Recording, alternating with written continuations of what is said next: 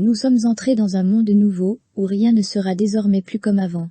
En effet, l'irruption brusque, brutale et tragique du coronavirus ne doit pas être seulement comprise comme le déclenchement d'une crise sanitaire sans précédent. Elle l'est certes. Mais elle marque aussi un tournant dans l'histoire, comme ce fut le cas en 1989, avec la chute du mur de Berlin, ou en 2001, avec les attentats du 11 septembre. La chute du mur de Berlin avait mis fin à la bipolarisation du monde jadis dirigé par deux puissances, les États-Unis et l'Union soviétique. Avec la chute du mur, les États-Unis venaient ainsi de remporter une première victoire idéologique cruciale qui érigera le capitalisme comme le seul modèle de développement économique possible que toutes les nations devaient embrasser.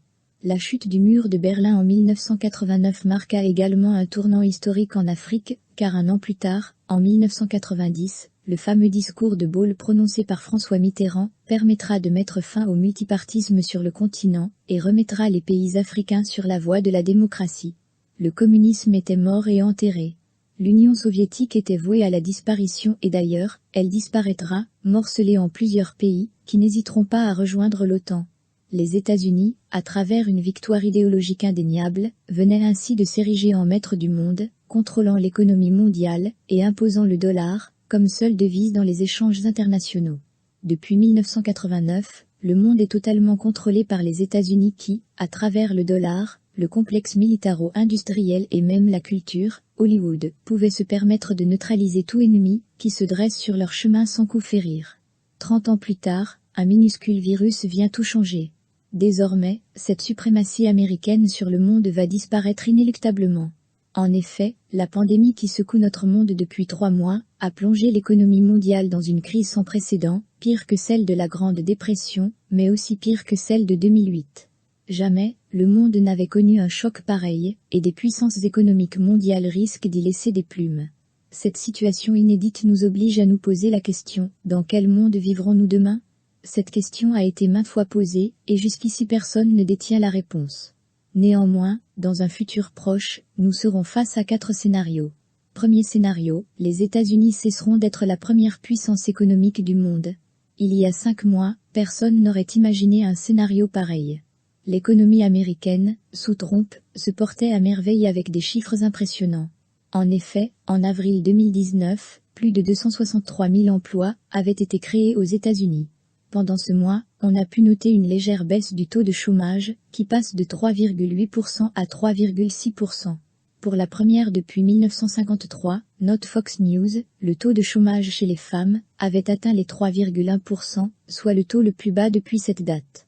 Chez les latinos, le taux de chômage était à 4,2%, soit son plus bas niveau depuis 1973 contre 1,7% pour les vétérans de la guerre d'Irak et d'Afghanistan.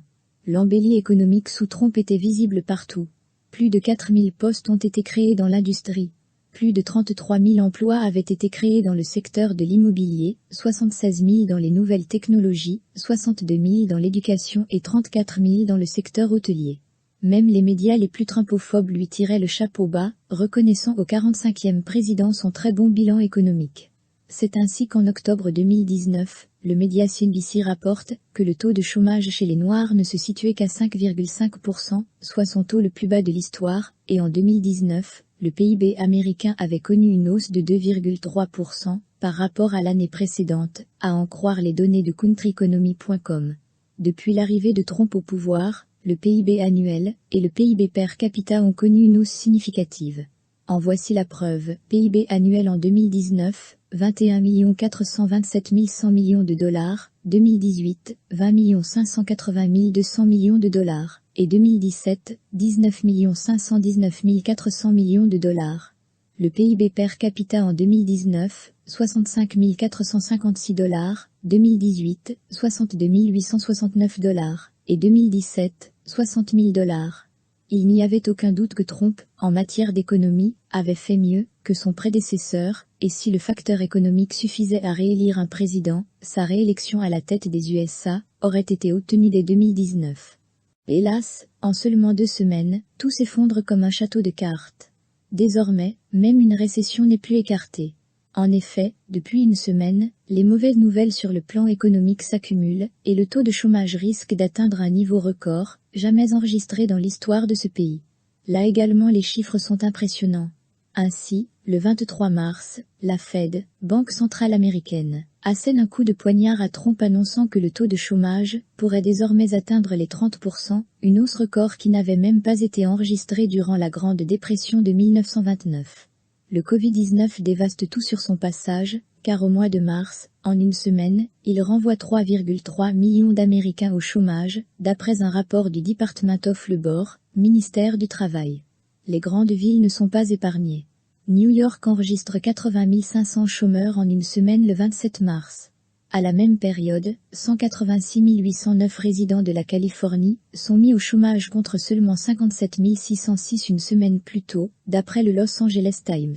À Missouri, le taux de chômage connaît une hausse de 30% le 26 mars, soit 180 000 personnes affectées par les conséquences dévastatrices du virus. Dans l'État de Washington, en une semaine, le taux de chômage atteint les 843% le 26 mars, faisant passer le nombre de chercheurs d'emploi de 6 000 à 133 478 en une seule semaine. L'économie américaine est désormais à terre, et les risques d'une récession ne sont plus écartés par la Fed. Il se peut bien que nous entrions en récession, reconnaît d'ailleurs Jérôme Powell, PDG de la Réserve fédérale, fait, dans une interview accordée à la chaîne américaine, NBC le 26 mars. Pour la première dans l'histoire des États-Unis, la Fed accuse un bilan de 5 000 milliards de dollars, soit une hausse de 12,4% comparée à une semaine plus tôt.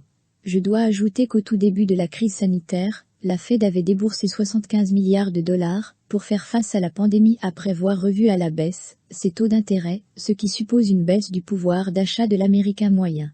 C'est dans cette crise financière qu'est d'ailleurs née une expression, jusqu'ici peu connue du grand public, hélicoptère manie. L'image que donne cette expression est celle d'un hélicoptère qui, du ciel, verse des billets de banque à des citoyens dans le besoin. Et c'est exactement ce qui s'est passé, car fin mars, le Congrès et la Chambre des représentants ont trouvé un accord pour débloquer un montant de 2 000 milliards de dollars, une première dans l'histoire des États-Unis, afin de sauver l'économie et éviter à tout prix la récession qui serait dramatique pour l'administration Trump. L'argent est réparti comme suit, des millions de citoyens américains adultes recevront individuellement 1 200 $ contre 500 $ pour les enfants. 377 milliards seront consacrés aux petites entreprises, 500 milliards aux entreprises très touchées par le coronavirus, 100 milliards seront destinés aux hôpitaux et 250 milliards seront consacrés aux allocations chômage. L'Amérique du Nord est économiquement morte. Elle tente cependant de rassurer les marchés financiers pour ne pas aggraver une crise délétère. L'effondrement économique de ce géant ne se fera pas brusquement. Cela prendra du temps, mais il arrivera tôt ou tard. Les États-Unis, pour éviter un tel scénario, n'auront pas d'autre choix que de recourir à la force. Une troisième guerre mondiale non plus n'est plus à écarter. Deuxième scénario, l'Union européenne va disparaître. La crise actuelle qui secoue le monde entier a permis de révéler que l'Union européenne, dont se vantaient les élites européennes depuis plusieurs années, est à l'agonie. En effet, jamais elle n'a été aussi divisée entre une Europe du Nord riche et égoïste, qui refuse catégoriquement de venir en aide à une Europe du Sud en crise sur tous les plans. Aujourd'hui, cette guerre diplomatique qui oppose d'une part l'Espagne, l'Italie, le Portugal et la France, et de l'autre, les Pays-Bas et l'Allemagne augure un futur incertain. Si les élites continueront de chanter les louanges d'une Union européenne nécessaire pour la survie du vieux continent, les peuples finiront par sanctionner. Déçus et totalement abandonnés, ils finiront par porter le dernier coup de grâce à une union moribonde, qui a montré ses limites dans une crise d'une telle ampleur. Troisième scénario, l'Afrique pourrait enfin s'affranchir. Longtemps contrôlée par les puissances occidentales, qui lui imposent des modèles économiques très déconnectés des réalités du continent, et qui, à travers le pillage de ses ressources naturelles, l'empêchent carrément de sortir de la pauvreté et de la misère, l'Afrique pourrait enfin s'affranchir de la tutelle de l'Occident. Et le moment n'a jamais été aussi propice, car, au sortir de cette crise, les puissances occidentales jadis très influentes sur le continent noir, notamment la France et les États-Unis, feront face à une crise économique sans précédent, qui les empêchera de jouir de leur position de gendarmes du continent. Une énorme opportunité, que les dirigeants africains devront saisir pour exiger désormais un traitement d'égal à égal, et une coopération gagnant-gagnant. Quatrième scénario, la Chine dirigera le monde sur le plan économique. En effet, le seul pays sorti vainqueur de cette crise est sans doute la Chine. Très frappé par la pandémie en janvier, l'Empire du Milieu avait très vite réagi en prenant des mesures certes totalitaires, mais qui se sont avérées très efficaces, dans la lutte contre le virus. Son économie en a certes souffert, mais aujourd'hui, la ville de Wuhan n'est plus en quarantaine et 75% de l'activité économique est en marche, ce qui est un succès total, dans un pays qui compte plus d'1 milliard d'habitants. La Chine est devenue incontestablement le moteur du monde et des puissances occidentales, Espagne, Italie, ne se gênent plus de tourner le dos à l'Union européenne et de solliciter son aide au moment de se procurer des masques. Sa présence en Afrique, qui a largement suscité la colère et la jalousie de l'Occident, n'a jamais été aussi importante. En effet, depuis 2 semaines, Pékin fait le tour du continent pour offrir gratuitement masques et matériel sanitaire à des pays africains, avec lesquels il a noué de très fortes relations au fil des ans, ce qui, à la fin de la crise, aura un impact très significatif sur sa présence en Afrique, et créera un rapprochement sans précédent entre l'Empire du Milieu et le continent noir aux grandes dames de l'Occident dont la présence est de plus en plus contestée par la jeunesse africaine.